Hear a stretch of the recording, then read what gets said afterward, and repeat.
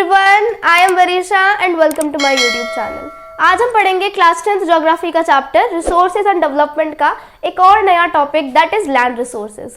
इससे पिछले वाले वीडियो में मैंने आपको एक्सप्लेन किया था कंजर्वेशन ऑफ रिसोर्सेज। कंजर्वेशन यानी किसी भी चीज को कंजर्व करना या फिर बचाना, ठीक है। और आज हम एक नया टॉपिक पढ़ने वाले हैं बिल्कुल, दैट इज लैंड रिसोर्सेज। हम इस टॉपिक के अंदर पढ़ेंगे कि लैंड एज अ रिसोर्स कैसे हमारे लिए हेल्पफुल हो सकता है, ठीक है। लैंड जमीन को हम रिसोर्स क्यों बोलते हैं, ठीक है, और लैंड के क्या क्या फायदे हैं, हमारे इंडिया में कितनी कितनी लैंड कहाँ पर यूटिलाइज होती है, ठीक है। तो स्टार्ट करते हैं इस टॉपिक की लाइन बाय लाइन एक्सप्लेनेशन से। We live on land, we perform our economic activities on land and we use it in different ways। अब हम क्या है, ज़मीन पर रहते हैं, ठीक है। हमारे घर हैं, क्लिनिक्स हैं, हॉस्पिटल्स, स्कूल्स, बिल्डिंग्स, ठीक है। बहुत सारी चीज़ें जो है लैंड पर यानी ज़मीन पर बनी हुई हैं, ठीक है। हम बहुत सारी इकोनॉमिक एक्टिविटीज़ भी लैंड पर कैरी ऑन करते हैं, जैसे कि ज़मीन पर हम क्या करते हैं, खेती करते हैं, एग्रीकल्चर, ठीक है। इंडस्ट्रीज़ यानी बिल्डिंग्स वगैरह लगाते हैं, फैक्ट्रीज वगैरह लगाते हैं, रोड्स वगैरह बनाते हैं, ठीक है। तो वो बहुत सारी चीज़ें जो हम करते हैं, हॉस्पिटल सेटअप करते हैं, स्कूल सेटअप करते हैं, बिल्डिंग्स बनाते हैं, तो वो सारी चीज़ें क्या है, लैंड पर कैरी ऑन हो रही है। और हर कोई चीज़ क्या है,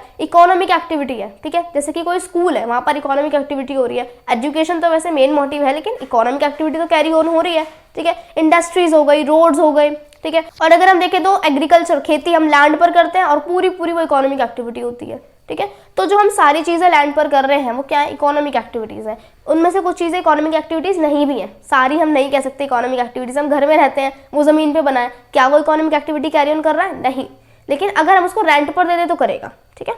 तो हम ज़मीन पर रहते हैं, बहुत सारी इकोनॉमिक एक्टिविटीज़ भी हम लैंड से पूरी कराते हैं, ठीक है। हमें मतलब ज़मीन एक तरह से पैसा भी कमा कर दे रही है, तो लैंड क्या है, हमारा एक रिसोर्स हुआ, ठीक है। And we use it in different ways, और हम ज़मीन को अलग अलग तरीक़ों से यूज़ करते हैं। Thus land is a natural resource of utmost important, ठीक है। तो लैंड एक ऐसा नेचुरल रिसोर्स है, नेचुरल यानी कि हमें नेचर से मिला है, ठीक है। हमारे एनवायरनमेंट ने, प्रकृति ने हमें दिया है, ठीक है। पहले से वो वहाँ पर था, ह्यूमंस ने नहीं बनाया, ठीक है। और बहुत ज़्यादा इंपॉर्टेंट भी है, जैसे मैंने बताया हम कितनी सारी इकोनॉमिक एक्टिविटीज़ लैंड पर कैरी ऑन करते हैं, ठीक है। तो लैंड एक बहुत ही ज़्यादा इंपॉर्टेंट रिसोर्स भी है, प्लस वो एक नेचुरल रिसोर्स है। It supports natural vegetation, wild life, human life, economic activities, transport and communication systems. अब हम यहाँ पर देखते हैं कि भाई लैंड पर हम क्या क्या कर सकते हैं, ठीक है। तो पहली चीज क्या है, नेचुरल वेजिटेशन। वेजिटेशन होती है वनस्पति, ठीक है। जितने सारे प्लांट किंगडम है, जितने सारे ट्रीज, प्लांट, श्रब्स, सारी चीजें उसमें आ जाती है, ग्रीन ग्रीन, ठीक है। प्लांट्स कहाँ उगते हैं, हवा में तो उगते नहीं है, ठीक है, जमीन पर ही उगते हैं, उन्हें कोई लैंड चाहिए होती है, ठीक है। तो नेचुरल वेजिटेशन को कौन सपोर्ट करता है, लैंड सपोर्ट करती है। वाइल्ड लाइफ यानी कि जितने सारे एनिमल किंगडम है, हमारा फोना वाला पार्ट, ठीक है, ये फ्लोरा, ये फोना, वाइल्ड लाइफ, ठीक है। अब जितना ही फोना वाला पार्ट, जितने भी वाइल्ड लाइफ है, जितने भी सारे एनिमल्स हैं, सारे टाइप्स के, वो क्या है, जमीन पर है, ठीक है। ह्यूमन लाइफ यानी हम लोग कहाँ रहते हैं, वो सबसे इंपॉर्टेंट है, ठीक है। हम कहाँ रहते हैं, जमीन पर रहते हैं। इकोनॉमिक एक्टिविटीज मैंने जैसे बताया कि एग्रीकल्चर, इंडस्ट्रीज, वो सारी जमीन पर ही सेटअप होती हैं और हमें पैसा कमा कर देती हैं। तो इकोनॉमिक एक्टिविटीज भी क्या है, लैंड ही कैरी ऑन करा रही है, ठीक है। ट्रांसपोर्ट यानी कि रोड्स वगैरह बने होते हैं, रेलवेज बनी होती है, जमीन पर ही बनी होती है और उनसे हम बहुत सारा पैसा भी कमा रहे हैं।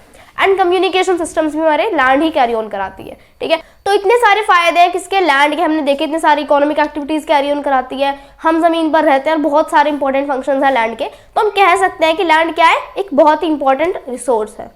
However, land is an asset of a finite magnitude। अब आपको एसेट और लाइबिलिटीज के बीच का फर्क पता होगा, आपने 9th क्लास में पढ़ा था, ठीक है। नहीं पता तो एक एग्जांपल से समझते हैं। समझ लो एक इंसान है, ठीक है, खूब फाइनेंशियल इंडिपेंडेंट है। अब वो प्लान कर रहे हैं कि मैंने अब तक कुछ खर्च नहीं किया, ठीक है, जेब में पैसा है, खर्च नहीं किया, ठीक है। तो वो खर्च करने की सोच रहे हैं, ठीक है। तो उनके पास दो ऑप्शंस हैं, या तो वो बहुत ज़्यादा महंगी कार ले या फिर एक किसी अच्छे से म्यूचुअल फंड में या फिर स्टॉक मार्केट में इन्वेस्ट करें, ठीक है। अब उनके पास दो चॉइस है, ठीक है। तो वो कोई अच्छी सी कार खरीदे या फिर वो किसी अच्छे से स्टॉक में या फिर म्यूचुअल फंड में इन्वेस्ट करें, ठीक है।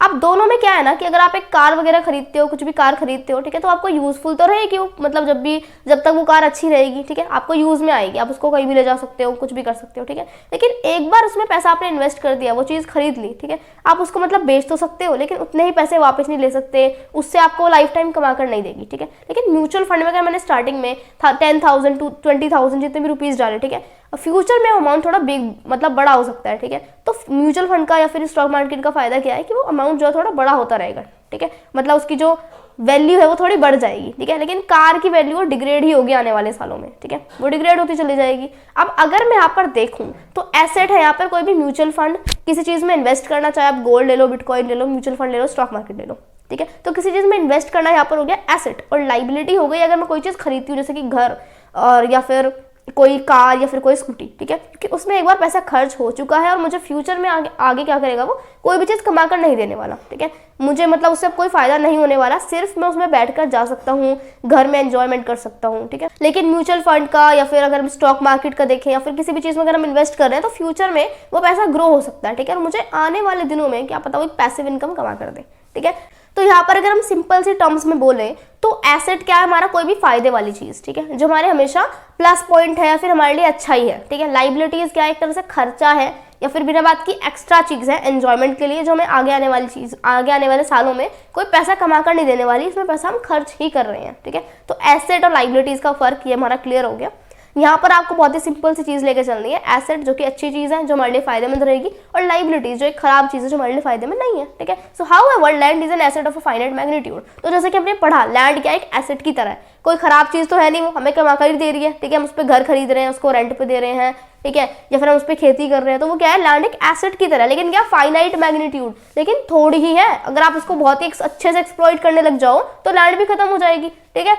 Therefore, it is important to use the available land for various purposes with careful planning, ठीक है। तो ये बहुत ज़्यादा इंपॉर्टेंट हो जाता है, जैसे कि मैंने बताया कि लैंड जो है ना वो थोड़ी ही है, और थोड़ी का मतलब ये नहीं है कि हमारे पास ज़मीन नहीं है, ज़मीन है लेकिन अच्छी लैंड, मैंने बताया अच्छी लैंड जो है, जो एसेट वाली लैंड है वो थोड़ी है। तो यहाँ से हमें क्या पता चलता है, जैसे हमने रिसोर्स प्लानिंग में ही पढ़ा था, कंजर्वेशन ऑफ रिसोर्सेज में ही पढ़ा था, कि एक बार को अच्छा है कि आप उसे कम तरीके से, ठीक है, या फिर प्लान करके यूज़ कर लो, वरना अगर हम प्लान करके यूज़ नहीं करते हैं, रिसोर्स की प्लानिंग नहीं करते हैं तो बहुत जल्दी एक्सप्लॉइट हो जाता है, ठीक है। तो इसीलिए हमें लैंड की भी प्लानिंग करनी पड़ेगी।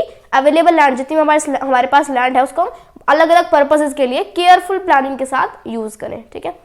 तो आई होप आपको ये समझ आ गया होगा। हम ज़मीन पर रहते हैं, बहुत सारी इकोनॉमिक एक्टिविटीज़ करते हैं, यहाँ से कहने का मतलब ये आपको कुछ याद नहीं रखना, ठीक है। यहाँ से सिर्फ कहने का मतलब ये है कि जो लैंड है ना वो एक बहुत ही ज़्यादा इंपॉर्टेंट रिसोर्स है, सिर्फ ये याद रखना, ठीक है। तो लैंड एज अ रिसोर्स क्या हमारे लिए बहुत ज़्यादा इंपॉर्टेंट है, लेकिन लैंड भी क्या है ना, एसेट तो है लेकिन फाइनाइट मैग्नीट्यूड है, ज़्यादा नहीं है, कम है, उसमें भी कुछ ही फर्टाइल लैंड है, ठीक है। तो इसीलिए जितनी भी अवेलेबल लैंड है उसको अलग अलग पर्पसेस के लिए अच्छी खासी प्लानिंग कर यूज़ करो, ठीक है, अगर आपको उसको फ्यूचर में एक्सप्लॉइट होते हुए नहीं देखना तो, ठीक है।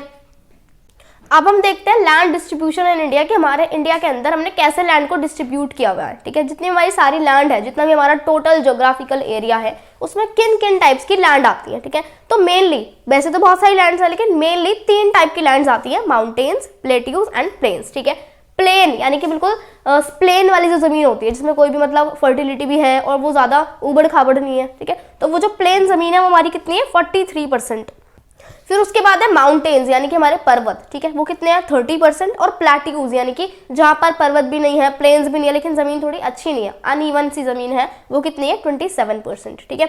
अब जो प्लेन्स है वो कितने, हमारी इंडिया के जितना भी एरिया है उसके 43% जो एरिया है वो कितना है, प्लेन ही प्लेन जगहों से भरा हुआ है। Provide facilities for agriculture industry, plain जगह पर आप क्या कर सकते हो, ठीक है, वहां पर हम खेती ही कर सकते हैं, घर बना सकते हैं, इंडस्ट्रीज यानी फैक्ट्रीज वगैरह बना सकते हैं, ठीक है, और रोड्स वगैरह बना सकते हैं, क्योंकि प्लेन जमीन पर वही सारी चीजें हो पाएंगी, ठीक है। माउंटेन्स यानी पर्वत पर हम क्या करेंगे, वो भी 30% है। Ensure perennial flow of some rivers, provide facilities for tourism and ecological expects, ठीक है, वहां से कुछ रिवर्स निकल कर आती है तो वो भी हमारे लिए इंपॉर्टेंट है। हम ये नहीं कह सकते भाई प्लेन से सबसे ज्यादा इंपॉर्टेंट है क्योंकि हम यहाँ पे खेती करते हैं, घर बनाते हैं, माउंटेन्स भी उतने इंपॉर्टेंट है क्योंकि वहाँ पर क्या है, रिवर्स निकल कर आती हैं, टूरिज्म के लिए फैसिलिटीज वहाँ पर अच्छी खासी प्रोवाइड है, लोग वहाँ पर टूर के लिए घूमने जाते हैं, ट्रेवल करने जाते हैं, एंड इकोलॉजिकल एक्सपेक्ट्स, ठीक है। अब प्लेट्यू सबसे कम है लेकिन ये बहुत ज्यादा इंपॉर्टेंट है, 27% है इंडिया के अंदर। It possess rich reserves of minerals, fossil fuels and forest, ठीक है। अब प्लेट्यूज में क्या होता है, मतलब थोड़ी उबड़ खाबड़ जमीन है, ठीक है, ज्यादा अनइवन जमीन है, इसका मतलब ये नहीं है वो जमीन किसी काम की नहीं है, ठीक है। उस जमीन के अंदर रिच रिजर्व्स ऑफ मिनरल्स, ठीक है, अच्छे खासे मिनरल्स मिलते हैं, फॉसिल फ्यूल्स मिलते हैं और जंगल होते हैं यहाँ पर, ठीक है। तो यहाँ पर हमारा जो इंडिया का डिस्ट्रीब्यूशन है वो कुछ इस प्रकार है, ठीक है। वर्ल्ड में अलग अलग जो कंट्रीज है उनका अलग अलग ही मतलब डिस्ट्रीब्यूशन है, लेकिन हमारे इंडिया में आपको ऐसे मतलब बिल्कुल याद नहीं रखना, ठीक है, लेकिन आपको मेन थोड़ा आइडिया होना चाहिए कि हमारे इंडिया में मेन तरीकों से हमने कैसे लैंड को डिस्ट्रीब्यूट किया हुआ है, जितनी भी सारी जमीन है उसमें से कितनी कहाँ पर डिस्ट्रीब्यूट हुई हुई है। जैसे कि प्लेन्स 43%, उसके बाद माउंटेन्स 30% और प्लेट्यूज 27%, ठीक है। तो ये आज का टॉपिक हमारा यहीं पर कंप्लीट हो जाता है, जिसमें हमने पढ़ा लैंड एज अ रिसोर्स कैसे इंपॉर्टेंट है, ठीक है, लैंड हमारे लिए कितनी हेल्पफुल है, इकोनॉमिक एक्टिविटीज में कंट्रीब्यूट करती है, और फिर हमारे इंडिया के अंदर जितनी भी ज्योग्राफिकल लैंड है, जितना भी ज्योग्राफिकल हमारी टेरिटरी है, ठीक है, जिस पर हम मतलब हम उसको इंडिया बोल सकते हैं, ठीक है। तो वो जो है उसके अंदर कितने टाइप की लैंड है, फिर कैसे हमने लैंड को डिस्ट्रीब्यूट किया हुआ है। Plains 43%, mountains 30% and plateaus 27%। So I hope आपको आज का टॉपिक अच्छे से क्लियर हो गया होगा, दैट इज लैंड रिसोर्सेज। तो यहाँ पर हमारा आज का टॉपिक क्लियर हो जाता है, that is land as a resource या फिर लैंड रिसोर्सेज।